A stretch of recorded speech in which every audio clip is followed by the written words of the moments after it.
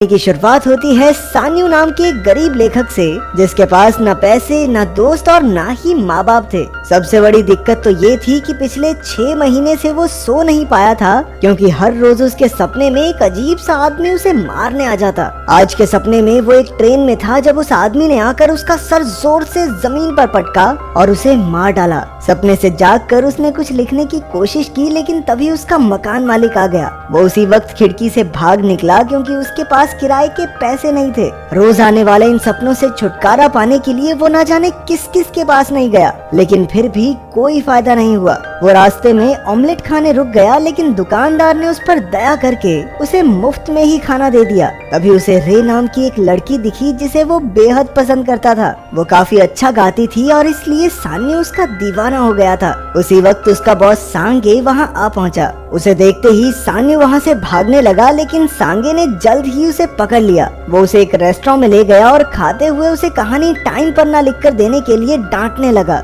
सान्यू ने उसे समझाने की कोशिश की कि रोज आने वाले इन सपनों की वजह से वो सो नहीं पा रहा, लेकिन सांगे ने साफ सीधे तौर पर कहा कि 10 दिन के अंदर अंदर कहानी पूरी हो जानी चाहिए, वरना तेरी कहानी खत्म कर दूंगा मैं। फिर जब बेचारा घर लौटा तो उसने देखा कि मकान मालिक ने उसका सामान बाहर फेंक दिया था। वो एक कैफे में जाकर लिखने बैठा, लेकिन भूख की वजह से वो ज्यादा सोच भी नहीं पा रहा था, तो सो गया बेचारा। सपने में उस आदमी ने उसका गला घोंट कर उसका सर टेबल पर पटकना शुरू कर दिया। सपने में मरने के बाद जब सान्यू की आंख खुली तो उसने देखा कि उसका लैपटॉप भी चोरी हो गया था। और कितना बुरा होगा इसके साथ। अब उसकी हालत इतनी खराब हो गई थी कि बेचारे को सपनों और आम जिंदगी में क्या असली है क्या नकली कुछ समझ नहीं आ रहा था। इसलिए उसने सांगे को मैसेज करके कहा कि वो आज के बाद उसे कोई स्क्रिप्ट नहीं दे पाएगा। वो रे के कैफे की सामने वाली बिल्डिंग की छत पर गया और इससे पहले कि वो कोई गलत कदम उठाता, ऑमलेट वाले आदमी ने उसे ऐन वक्त पर रोककर थोड़ा खाना दे दिया। जब सान्यू ने उसे अपनी परेशानी बताई तो उस आदमी ने कहा कि जब जब वो सपने में हो तो उसे बार बार दोहराना चाहिए कि मैं सपना देख रहा हूँ, मैं सपना देख रहा हूँ। हो सकता है इस तरकीब से वो जल्दी सपने से बाहर आ जाए। सान्यू रात होने तक छत पर रहा और फिर अपना फोन बेचकर उसने थोड़ा खाना खरीदा। इसके बाद उसने दुकान से कुछ चीजें चुराने की कोशिश की, लेकिन वहाँ कैमरे लगे थे। आखिरकार वो बाहर बैठकर खाना खाने लगा और उसने देखा कि रे उसकी मदद करने आई थी। उसे यकीन ही नहीं हुआ और अचानक रे उसी आदमी में बदल गई। उसने सान्यू को जोर से कांच पर मारा और असल जिंदगी में दुकान वाली लड़की को लगा कि सान्यू को दौरे पड़ रहे हैं। उसने तुरंत एम्बुलेंस को कॉल कर दिया। उस खूंखार आदमी ने सान्यू के पेट में तलवार घोंप दी। तभी सान्यू ने तलवार पकड़ ली और दोहराने लगा कि मैं सपना देख रहा हूँ। उसी वक्त उसकी आंख खुली, लेकिन असलियत में भी वो कांच से टकराया था, बस उसे तलवार नहीं लगी थी। उल्टा उस आदमी की तलवार सान्यू के हाथ में थी। वो तुरंत भाग निकला और पूरी रात पार्क में बैठकर उसी तलवार को घूरता रहा। उसे यकीन हो गया कि ये सपना नहीं है, इसलिए वो उसे काले बाजार में बेचने पहुंचा। कई लोग इस तलवार को खरीदना चाहते थे, जिससे उसे एहसास हुआ कि ये जरूर कोई बेशकीमती तलवार है। फिर वो पुरानी चीजें बेचने वाली दुकान पर गया, जहां उसे बदले में $20,000 मिले। सान्यू ने नया लैपटॉप ले लिया और बढ़िया खाना खाया। फिर एक होटल में कमरा लेकर उसने नींद की गोली खाई और सपने का इंतजार करने लगा। सपना होटल में ही शुरू हुआ, इसलिए वो हॉल में चला गया। उसने एक गमला उठाया और कहा कि मैं सपना देख रहा हूँ, लेकिन कुछ नहीं हुआ। जैसे ही वो आगे बढ़ा, एक आदमी ने उस पर सोने की कुल्हाड़ी से हमला कर दिया। उस आदमी ने सान्यू पर बहुत से वार करके उसे घायल कर दिया, लेकिन आखिरकार सान्यू ने कुल्हाड़ी पकड़ी और कहा कि मैं सपना देख रहा हूँ। अभी वो जाग गया। उसके हाथ में कुल्हाड़ी थी और शरीर पर कोई जख्म भी नहीं था। उसके पास सपने से कोई भी चीज असल जिंदगी में लाने की शक्ति आ गई थी। उसने उसी दुकान पर कुल्हाड़ी बेची और नए कपड़े, नई गाड़ी लेकर गुलछर्रे उड़ाने लगा। रात को सोने से पहले उसने एक मशहूर म्यूजियम की तस्वीर देखी और सो गया। सपना भी वहीं से शुरू हुआ। सान्यू इतनी सारी बेशकीमती चीजें देखकर हैरान रह गया। अब उसे सिर्फ उस अजीब आदमी का इंतजार था, लेकिन इस बार वो आदमी मशीन गन के साथ आया। सान्यू भागकर गोलियों से बचने लगा, लेकिन जल्द ही मारा गया। फिर सान्यू की आंख खुली, लेकिन वो कुछ चुरा नहीं पाया था, इसलिए उसने फिर से गोली खाई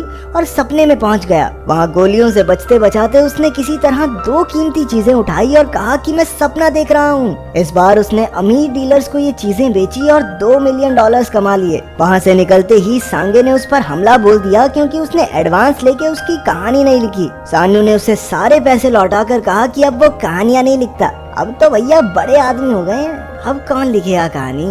अगले दिन वो रे के कैफे में उससे मिला, लेकिन वो तो उसे पहचानती ही नहीं थी। सान्यू को पता चला कि रे अपना कैफे बेच रही है क्योंकि उसे काफी घाटा हो गया था। रात को सांगे फिर उससे मिलने आया और पूछा कि तू रातों रात इतना अमीर कैसे हो गया। सांगे उसे होटल के कमरे में ले आया और सान्यू के सोते ही उसका बटुआ तलाशने लगा। अचानक सान्यू अपने सपने से एक सोने की चेन लेकर लौटा तो सांगे हक्का बक्का रह गया। उसने सान्यू से कहा, अरे भाई यार मुझे अपने साथ रख ले यार, तू कहेगा सुबह सुबह तेरा पिछवाड़ा भी धो दूंगा, पर अपने साथ रख ले भाई, यहाँ पैसे नहीं कमाए जा रहे। काफी मिन्नतों के बाद आखिरकार सान्यू मान गया। अगले दिन सान्यू ने रे का कैफे खरीद लिया, लेकिन उसे काम करते रहने को कहा। रे उसकी मदद से काफी खुश थी। तब से सान्यू सपनों में नई नई जगह चोरी करने लगा और सांगे उसके सोए हुए शरीर की निगरानी करता। एक बैंक लूटते वक्त वो अपनी शक्तियों के इस्तेमाल से उस अजीब से आदमी का मुकाबला करने लगा। अब वो सिर्फ देखकर ही चीजें बाहर ले आता था, जैसे एक लाल गाड़ी। कुछ समय बाद रे का कैफे लोगों से भर गया क्योंकि सान्यू सड़क पर लोगों को पैसे देकर अंदर भेजता था। उसने ऑमलेट बेचने वाले उस नेक दिल आदमी को भी पैसों से भरा एक बैग दिया।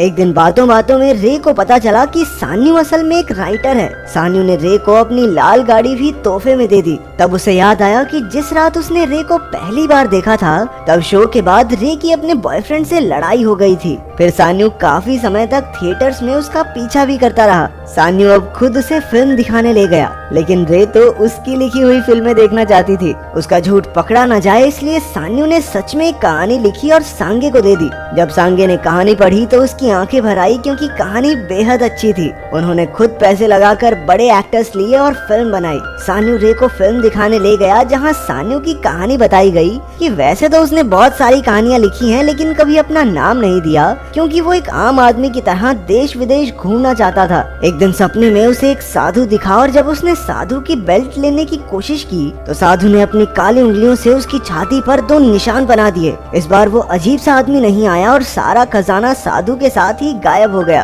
एक रात वो रे को सब सच बताने वाला था कि उसकी छाती में तेज दर्द हुआ और उसने देखा कि वहाँ वो 2 काले निशान थे। वो सीधा अपने घर जाकर सोने को तैयार हो गया। सान्यू एक अजीब सी पुरानी बिल्डिंग में पहुंचा जिसकी बालकनी में कोई खड़ा था। उसने पास जाकर देखा कि ये खुद सान्यू ही था जो हवा में गायब हो रहा था। जब उसकी आंख खुली तो उसके कंधे पर एक नया निशान था और धीरे धीरे वहाँ निशान आने लगा जहाँ उसे सपने में चोट लगी थी। अगली सुबह वो ऑमलेट वाले आदमी से इसका राज पूछने गया, लेकिन रास्ते में ही उसे किसी ने किडनैप कर लिया। असल में उसे कुछ गुंडों ने पकड़ा था जिनका लीडर है क्वांग। वो उसे $10 मिलियन के बदले छोड़ने को राजी हो गया, लेकिन जब सांगे पैसे लेकर पहुंचा तो उसके आदमियों ने पैसों के साथ साथ सांगे को भी पकड़ लिया। अब उसके पास कोई रास्ता नहीं था, इसलिए सान्यू सभी बदमाशों को अपने खुफिया कमरे में ले गया जहां उसने सारा चोरी का सामान रखा था। क्वांग उसकी अमीरी का राज जानना चाहता था। तभी रे उससे मिलने आ गई, लेकिन सान्यू ने उसकी जान बचाने के लिए उसी वक्त कॉल पर कहा कि मैं तुमसे आज के बाद कभी नहीं मिलना चाहता,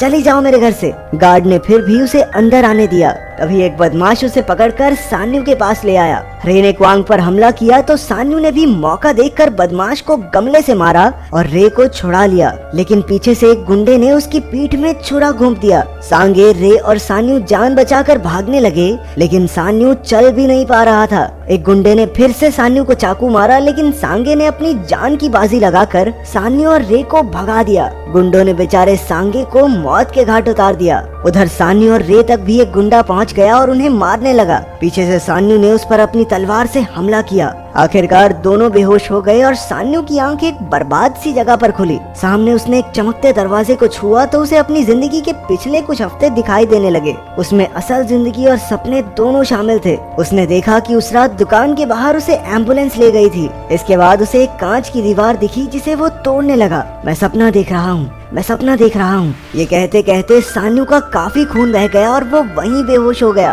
अचानक उसका शरीर बदलने लगा और वो खुद भी उस अजीब से आदमी में बदलने लगा। उसके हाथ में एक तलवार थी जिससे उसने दीवार तोड़ना शुरू कर दिया। साथ साथ उसने देखा कि वो अजीब सा आदमी बनकर मकान मालिक और सांगे को पीट रहा था क्योंकि उन्होंने उसके साथ बुरा किया। आखिरकार जब दीवार टूटी तो वो अजीब सा आदमी सान्यू के कमरे में निकला, जहाँ सान्यू का शरीर भी धीरे धीरे जाग रहा था। उस आदमी ने एक एक करके सभी गुंडों को खत्म कर दिया। फिर वो सान्यू को मारने पहुंचा, लेकिन सान्यू ने कहा कि मैं सपना देख रहा हूँ। उसी वक्त उसकी सपनों से चुराई सारी कीमती चीजें गायब होने लगी। सान्यू एक बार फिर से बेहोश हुआ और जब उसकी आंख खुली तो वो उसी दुकान के बाहर बैठा था। रे ने उसे पहचान लिया और उसे खाने के लिए कुछ दिया। फिर उसने बताया कि उसने सान्यू की कहानियां पढ़ी हैं जो उसे बहुत अच्छी लगी। उसने दया करके सान्यू को अपने कैफे में नौकरी भी दी और ये सुनते ही उसकी आंखें भर आई। तब हमें पता चला कि रे सब जानती थी कि सान्यू उसका पीछा करता है। कुछ समय बाद रे ने उसे तोहफे में एक लैपटॉप दिया जिससे वो अपना काम फिर से शुरू कर सके।